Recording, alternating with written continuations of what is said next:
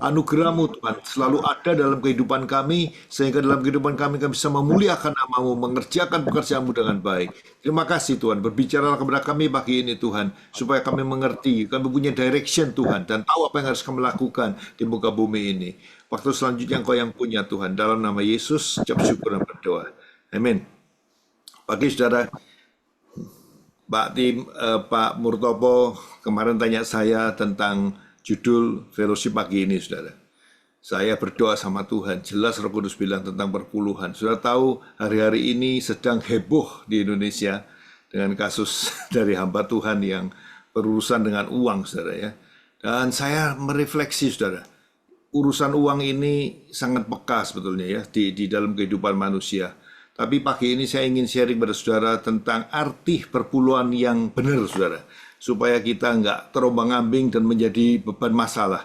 Karena dikatakan perpuluhan itu kan 10% gitu. Masalah cuma 10%, kita bisa hidup di 90%. Tapi itu bisa jadi masalah. Ya, saudara, saya tidak akan baca tentang kitab Malaiki tadi, kitab Malaiki yang saya tulis tentang ayat perpuluhan yang sering disebut-sebut setiap kali kita ke gereja, kemana selalu disebutkan tentang Malaiki pasal 10 itu. Tapi ada pendeta yang bilang juga tentang ayat 10 itu, saudara. Tapi ini perlu dibaca, karena saya ingin menunjukkan penekanan yang benar, saudara. Ya. Kita lihat Malaiki pasal berapa tadi? Pasal 3 ya, ayat yang ke-10, saudara. Saya bacakan buat saudara, Malaiki pasal 3 ayat 10. Yang bunyinya demikian, bawalah seluruh persembahan persepuluhan itu ke dalam rumah perbendaharaan, supaya ada persediaan makanan di rumahku. Ya, ini yang perlu digarisbawahi, saudara. Supaya tersedia makanan di rumahku. Dan ujilah aku, firman Tuhan semesta alam, apakah aku tidak akan membukakan bagimu tingkap-tingkap langit dan mencurahkan berkat kepadamu sampai berkelimpahan. Itu sudah pasti. Tapi tujuan perpuluhan adalah supaya tersedia makanan di dalam rumahku. Artinya apa? Kalau ada orang yang memenuhi kebutuhan, dia datang ke gereja, gereja bisa menyelesaikannya. Kalau ada orang yang berputus asa, bukan saja rohani yang bisa dipenuhi, tapi segala permasalahan dia, soal keuangan dia, apa gereja harus bisa memberi jawaban. Dan problemnya sekarang apa? Gereja paling nggak bisa ngurusin itu, saudara. Kalau ada orang problem, datang ke gereja, bahkan gereja sangat sedikit sekali yang melayani di dalam kesulitan. Ya, makanya saudara, saya sangat respect dengan Madam Teresa. Menyerahkan hidupnya untuk melayani, saudara, orang lain di tengah-tengah kesulitannya. Harusnya gereja itu seperti itu. Tapi faktanya kan gereja bikin gedung yang besar, semua demi kemegahan dan semuanya. Dan ada tulisannya H gitu ya. Cabutnya pakai H gitu. Apanya pakai H gitu. Padahal H itu kan artinya apa sih? Hedon, saudara. H itu bukan H namanya merek, tapi hedon, saudara. Ya kalau sudah hedon itu ya mesti hati-hati gitu ya. Saya, saudara, sebagai FGB Man, pernah satu hari di hadapan 42 pendeta, saudara. Pak, boleh saya nanya gitu. Saya pikir pendeta mau nanya apa gitu. Dia nanya begini, menurut Bapak, perpuluhan itu dibawa kemana, Pak? FGB Man ditanya perpuluhan itu dibawa kemana? Waduh, saya ini di satu daerah, saudara, yang dimana isinya mayoritas orang-orang itu juga gitu. Wah, ini kalau jawabnya salah bisa tidak pulang saya gitu kan. Perpuluhan dibawa kemana? Ya jawabnya sangat datar saja. Kalau jawaban datar ya seperti itu. Apa jawabannya? Ya saya bilang kalau di mana seorang domba mendapat berkat, ya di sanalah dia harus memberi perpuluhan kan gitu. Wah, dia bisa terima. Dia bisa terima, saudara. Tapi sebetulnya bukan itu, saudara. Saya ingin ajak saudara arti perpuluhan yang sesungguhnya. Ini sudah harus masuk dalam pikiran kita. Kita lihat di Keluaran 26, saudara. Di sini berbahas tentang perpuluhan, tentang buah sulung yang benar, saudara, supaya kita nggak salah gitu. Kita lihat di Ulangan 26 ayat 1. Apabila engkau telah masuk ke negeri yang diberikan Tuhan Allahmu kepadamu, menjadi milik pusakamu, dan engkau telah mendudukinya dan diam di sana, kayak saya dari Surabaya.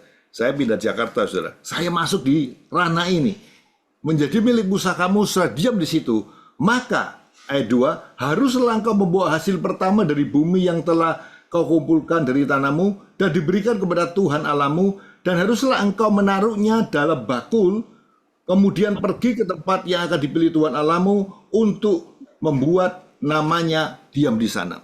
Saudara, ayat ini sering salah digunakan.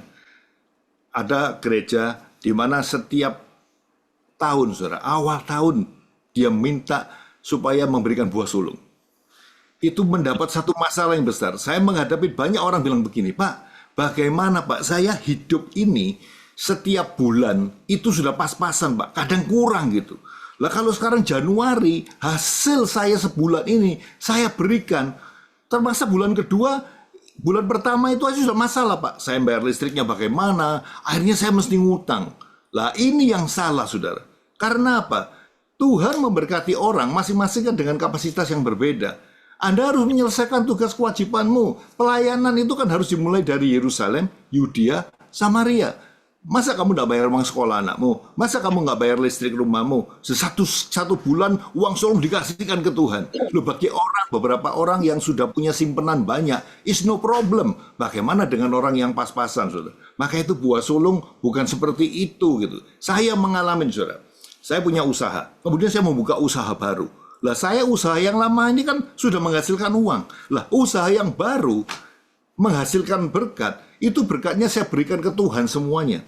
It's okay, nggak pengaruh buat saya karena saya punya income yang lain gitu. Usaha ini perpuluhannya buah sulungnya saya kasihkan ke Tuhan. Sudah tahu, saya tahun 93 itu setelah saya mengikuti cara-cara hidup bersama dengan Tuhan, saya membuang bisnis saya yang nggak benar, saudara. Saya pikir saat itu semuanya bisa beres karena saya pikir semua hitungan di atas kertas oke. Ternyata, saudara, saya ngalamin minus. Saudara tahu apa yang menghidupi saya selama 10 tahun? Itu dari satu pekerjaan, di mana pada saat itu saya bisnis komputer, di mana komputer itu kan perlu disegel, saudara ya. Ada segelnya karena supaya tidak bisa ditukar orang. Lah segelnya itu kan saya biasa beli dengan orang dan harganya mahal. Suatu hari saya keluar negeri, saya mendapat bahannya itu dari Jerman, saudara. Jadi itu stiker itu kalau ditempel ke barang, dibuka itu robek, nggak bisa diperbaiki, sehingga garansi nggak berlaku. Dan akhirnya saudara, saya beli bahan itu, sampai di Surabaya, saya ajak saudara sepupu saya yang ahli percetakan, saya bikinlah label itu saudara, sebagai bisnis baru yang saya kerjakan saat itu. Pada saat itu saudara, untungnya bisa 4 kali lipat. Kalau saya beli 1, bisa jual 4 saudara. Saudara tahu pekerjaan itu, hasil pertamanya saya berikan kepada Tuhan. Dan betul saudara, pekerjaan itu di tengah-tengah kesulitan saya, pekerjaan itu bisa menghidupin saya sampai 10 tahun. Saudara. Bahkan rumah saya di Jakarta ini, sebagian uangnya dari uang pekerjaan itu, saudara. Di tengah-tengah kesulitan saya. Artinya apa? Anda bisa memberikan buah sulung di dalam situasi seperti itu. Bukan untuk orang-orang yang pekerjaannya sudah setiap bulan ya cuma itu.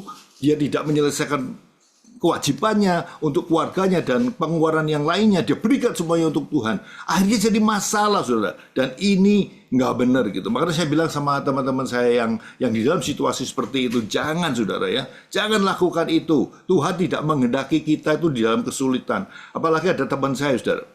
Dia punya rumah. Mungkin rumahnya itu dari keluarga, sehingga dia tidak berani keluar dari rumah karena mungkin bapaknya bilang kalau kamu keluar dari rumah ini warisannya hilang. Maka itu dia sama satu saudaranya, 2 anak laki ini tinggal di satu rumah yang sama. Tapi orang ini saudara habis-habisan untuk Tuhan. Pekerjaan Tuhan dia berani beli, dia berani bayar saudara.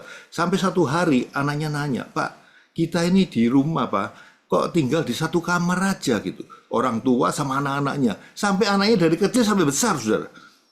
Akhirnya bapaknya bilang, ya kamu kan tahu, Papa ini juga punya duit. Duitnya untuk pelayanan. Apakah ini betul, saudara? Enggak dong. Harusnya apa? Pada saat Anda melakukan bagianmu untuk Tuhan, Tuhan pasti memberkati kamu. Dan kamu menggunakan berkat itu bukan untuk menyelesaikan masalah Yerusalem. Kamu habiskan semua untuk pekerjaan Tuhan. Saya bilang sama teman saya, kalau kamu mau seperti itu, jangan menikah. Hidup sendiri aja gitu. Kalau Anda punya istri, punya anak, Anda punya kewajiban untuk menyelesaikan bagian Yerusalem itu, ya. Jadi tentang buah sulung itu kita harus tahu proporsinya. Berikutnya, saudara, ayat ke Ulangan 26 ayat 12. Apabila di dalam tahun yang ketiga, tahun persembahan persepuluhan, engkau sudah selesai mengambil segala persembahan persepuluhan dari hasil tanahmu, maka haruslah engkau memberikannya kepada. Nah, perpuluhan ini sudah, ini catat ini. Perpuluhan itu tujuannya apa? Untuk diberikan kepada 1 orang Lewi, 2 orang asing, 3 anak yatim, ketiga kepada janda, supaya mereka dapat makan di dalam tempatmu dan menjadi kenyang. Perpuluhan itu harus lakukan itu, saudara. Jadi kalau hamba Tuhan perpuluhan diambil semua itu keliru, saudara.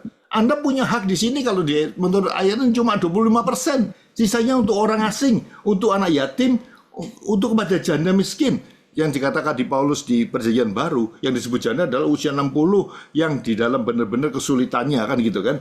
Jadi artinya apa? Perpuluhan itu tujuannya untuk memberkati supaya 4 hal ini dipenuhi. Kalau gerejamu sudah melakukan itu, ya nggak usah pusing. Perpuluhan kasih sana aja selesai gitu. Tapi nggak semua gereja lakukan itu, saudara. Banyak pendeta-pendeta yang saya ngeri jatuh di dalam investasi yang salah. Akhirnya apa? Uangnya gereja ke bawah semua. Saya pernah suatu hari makan di Jakarta, saudara. Ya, saya duduk, biasanya kalau di rumah makan saya duduk di ujung-ujung gitu. Saya perhatikan ada seorang masuk, pakai celana pendek, bawa laptop. Oh, saya kenal. Ini pendeta terkenal, saudara. Karena saya kenal bapaknya gitu. Terus dia buka, kebetulan loh, ini kayaknya kadang-kadang Roh Kudus ini menunjukkan kepada saya hal-hal yang saya bisa lihat dengan mata kepala saya sendiri. Dia lagi buka laptop, saudara. Saya perhatikan dari jauh gitu, apa sih yang dia buka di laptop itu gitu kan. Kita kan bisa pakai HP gitu. Kalau sesuatu yang jauh di zoom pakai HP kan ketahuan gitu. Dia sedang buka apa gitu kan. Oh, ternyata dia liatin saham, saudara. Saya itu dalam pikiran saya, kamu itu seorang hamba Tuhan loh. Otakmu di mana? Yang dilihat kok saham gitu. Harusnya seorang gembala itu kan menyelesaikan pekerjaannya seperti yang saya firman Tuhan katakan tadi itu. Anda mesti prepare your church, ya gerejamu untuk memenuhi itu gitu kan. Memberkati. Ada hamba-hamba Tuhan di desa yang nggak punya uang sampai setengah mati di ujung tanduk gitu. Anda harus berbagi dengan mereka. Iya kan? Harusnya begitu. Kalau ada orang-orang yatim, anak-anak yang susah, kamu harus bantu kan gitu. Bukan lihat saham gitu kan. Nah sekarang itu karena banyak yang seperti itu. Lah as a FGB man, apa yang harus kita lakukan? Saya pribadi, saudara, saya membuka diri, saudara. Kadang di rumah saya itu kedatangan ada Bapak Tuhan, ya bisa mereka tinggal, saya bawa ke mereka, fellowship dengan mereka, berbagi dengan mereka. Pelayanan untuk orang-orang miskin dan seterusnya, itu sebetulnya kan ada di dalam diri kita setiap hari, saudara. Anda bisa misalnya, Anda potong rambut, Anda mau cerita dengan yang potong, wah Bapak ini luar biasa. Sebelum Anda mengenalkan dia dengan Kristus, apa? Anda kan tidak tahu dia itu siapa gitu kan. Tapi kan Anda bisa berbagi dengan dia. Pak, saya titip ya ini ya buat ngopi gitu. Loh, kadang-kadang kita memberinya lebih daripada biaya potong kita. Karena apa? Kita berbagi. Karena kita mengasihi mereka. Artinya apa? Wah, Bapak ini perlu berkat dari Tuhan. Nah, kehidupan hari-hari seperti itu kan berjalan dalam kehidupan kita, saudara. Kita di sekitar kita banyak teman-teman kita, mereka yang dalam kesulitan atau bagaimana kita pergi. Saya kadang-kadang mikir gini, daripada gua makan mahal-mahal hari ini, gua berkati orang lain saja. Saya ajak mereka berfellowship, ajak mereka, bayarin mereka. Saya beberapa hari yang lalu, saudara, pergi sama teman. Teman saya ini, saudara, susah. Pokoknya kalau mau bayar, rebutan dulu. Bahkan saya yang bayar, uangnya bisa dikembalikan sama restorannya. Saya mikir-mikir gimana ini ya. Tiap kali saya pergi nggak suka dibayarin orang terus gitu. Karena barang siapa yang memberi, dia akan menerima kan gitu kan. Tapi teman saya ini nggak mempan. Pokoknya kalau batasi nggak bisa. Restoran sampai restoran pun nggak bisa terima duit. Lah kemarin tuh pergi sama dia waktu cuci tangan. Saya ngomong-ngomong sama dia, kamu suka nggak lihat temanmu diberkati? Sebagai orang Kristen, suka nggak kalau melihat anak Tuhan yang lain, temanmu diberkati, kamu suka nggak? Oh ya seneng dong, masa saya seneng lihat saudara seiman saya di dalam kesulitan? Ya kita anak Tuhan wajar, seneng melihat orang lain, anak Tuhan yang lain diberkati. Saya langsung bilang sama dia, oke sekarang ya, nanti hari ini makan, jangan pergi ke kasir. Kalau kamu seneng gua diberkatin, jangan pergi ke kasir, itu urusan gua. Akhirnya dia bilang, waduh, aduh aku nggak bisa. Yes, pokoknya gitu, kalau kamu pergi ke kasir, berarti kamu nggak suka saya diberkati. Saya bilang begitu. Akhirnya betul-betul saya baru bisa duduk nyaman, makan, saudara. Karena setelah ini kan dia nggak bingung, rebutan sama dia bayar gitu. Lah kayak gini loh, saudara. Kan firman Tuhan bilang begini. Nah, kita lihat lagi, satu ayat terakhir. Kita lihat di 2 Korintus 9, ayat ke-6. Ya, 2 Korintus 9 ayat 6. Bunyinya demikian. Camkanlah ini, orang yang menabur sedikit akan menuai sedikit juga. Dan orang yang menabur banyak akan menuai banyak juga. Ayat 7, hendaklah masing-masing memberikan menurut apa? Kerelaan hatinya. Jangan dengan sedih atau karena paksaan. Sebab Allah mengasihi orang yang memberi dengan sukacita, saudara. Maka itu dalam memberi itu kalau ada ancaman, siapapun yang ngancam saudara, kalau kamu nggak beri, kamu akan dikutuki gini-gini. Nggak usah dianggap, saudara. Karena apa? Firman Tuhan jelas bilang kan, kalau Anda memaksa saya, apalagi dengan ancaman gitu, nggak usah dituruti, so pasti nggak benar. Karena firman Tuhan bilang begitu tadi kan. Maka itu saudara, kita sebagai FGB Men harus ngerti tentang masalah ini. Ini pasti akan terjadi di dalam kehidupan kita. Orang akan bertanya gitu. Banyak sekali di luar itu orang yang takut. Aduh, aku ini kok ngalami kesulitan ya. Jangan-jangan gua ini kena kutuk gitu. Atau jangan-jangan gua ini salah gitu. Lah kita mesti meluruskannya. Berilah dengan sukacita. Kalau perpuluhan itu ya cuma 10% dari apa yang kamu punya kok. Nggak, dari pendapatanmu kok. Masa kamu nggak bisa hidup dengan 90%? Tapi ingat, perpuluhan itu ada 4 hal yang harus kamu ngerti. Harus diberikan kepada apa? Orang Lewi, orang asing, anak yatim, dan orang asing gitu kan. Janda, untuk janda gitu. 4 hal itu yang harus dilakukan. Kalau Anda sudah lakukan dalam hidupmu, apa yang harus Tuhan mau ke kita, saudara? Bukan cuma 10%. Tuh. Barang siapa yang percaya kepada Kristus, bukan itu yang dia urus. Saudara. Tapi apa? Hidupmu. Anda pelayanan, Anda pergi kemana-mana, Anda pergi ke sini ke situ, Anda perlu biaya. Tapi ingat, tujuan Anda pergi kan untuk pelayanan gitu. Maka itu saya kalau pergi sama teman-teman saya, sorry ya, kalau pergi pelayanan, saya nggak punya agenda yang lain gitu. Karena saya lakukan itu untuk Tuhan benar-benar. Kalau yang lain itu urus aja belakang, saudara. Ya, karena apa? Tuhan itu tahu hati kita. Kita ini melayani ngapain gitu kan. Kalau saya pergi kemana saja, saya tahu maksudnya Tuhan. Aku tahu Tuhan, ini waktunya, ini akhir zaman. Kita mesti berdoa menguasai roh-roh yang ada di dunia, yang menguasai satu area. Adanya kita di situ, pasti Tuhan punya maksud, saudara. Nggak ada tanpa tujuan. Kita kalau pergi kemanapun, saya kalau pergi kemana, masuk hotel, saudara, saya buka jendela, saya mulai memberkati kota itu. Mengikat, mematahkan segala kuasa-kuasa kegelapan yang merongrong daerah itu. Karena apa? Peperangan kita bukan melawan darah dan daging, tapi melawan roh-roh jahat di udara. Demikian juga agenda nanti saya bulan 9 saya akan pergi ke China. Sama itu yang saya lakukan, saudara. Bulan 11 saya akan ke Soviet, saudara. Yang sedang berdoa. Karena apa? Ini kalau saudara ngerti tentang akhir zaman, tentang Gog dan Magog, itu ceritanya panjang ya. Itu nanti di kesempatan yang lain aja. Di situ Tuhan pasti bawa kita dengan tujuan-tujuan dan maksud. Kita tidak ada hidup di dunia ini biasa-biasa saja. Cari uang, makan, keluarga. No. Nah, hidup kita itu pasti punya tujuan masing-masing. Kayak nanti Oktober kita akan melantik presiden yang baru kan, Pak Prabowo dengan Gibran gitu. Itu pasangan yang luar biasa loh, saudara. Yang tua dan yang muda itu sebetulnya lambang Alfa dan Omega. Ada maksud Tuhan, saudara. Ya, mari kita berdoa, saudara. Oh, Engkau dahsyat, Engkau luar biasa Tuhan. Kami ngerti Tuhan, arti perpuluhan. Kami tahu tujuannya untuk apa. Untuk itu Tuhan, pakai FGB Men Tuhan, supaya kita bisa menjadi berkat, menjadi hal yang benar, yang kita bisa sampaikan kepada orang Tuhan. Sehingga apa yang kita lakukan bisa memuliakan nama-Mu. Dan ada terang dalam kehidupan kami, dimanapun kami berada. Kami tahu Kau memberkati kami Tuhan, supaya kami bisa memberkati orang lain. Terima kasih Tuhan untuk teman-teman Jateng yang luar biasa ini, yang konsisten Tuhan. Dan aku percaya pada saat ini berkat Tuhan turun atas kehidupan mereka. Saudara, saya sekalian berdoa untuk saudara. Masing-masing saudara, aku percaya Tuhan, saudara yang percaya angkat tanganmu yang kanan, taruh di dadamu tanganmu yang kiri. Oh, sikadalah. Kau melihat Tuhan, teman-temanku ini Tuhan semua, mereka orang-orang yang luar biasa Tuhan. Saat ini kiranya berkat Tuhan turun atas kehidupan mereka. Tuhan memberkati engkau dan melindungi engkau. Tuhan menyinari engkau dengan wajahnya dan memberi engkau kasih karunia. Tuhan menghadapkan wajahnya kepadamu dan memberi engkau damai sejahtera. Roh Kudus menyertai hidupmu dari sekarang sampai selama-lamanya. Di dalam nama Tuhan Yesus. Yang percaya katakan amin. Saudara, pagi ini saya masih agak buru-buru. Karena saya harus lari ke airport. Saya harus lari ke Surabaya sebentar lagi untuk acara camp di Surabaya. Ya Pak Murtopo, mohon maaf saya undur diri dulu.